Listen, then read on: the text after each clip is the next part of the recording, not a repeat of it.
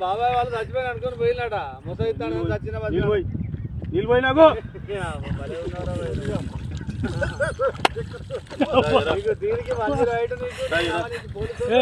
ఎందుకు పన్న వాళ్ళ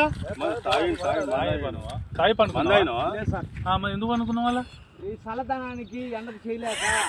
కన్నీకి ఓడిపోయి వచ్చిన గెలవలేక ఏం చేసావు 10 రోజుల నుంచి గణేట్ చేత నాతో గట్టించి నా కష్టం దోచుకొని గణేట్ రాయ్ నాకు అంటే డబ్బులు ఇచ్చారు కానీ క్షమ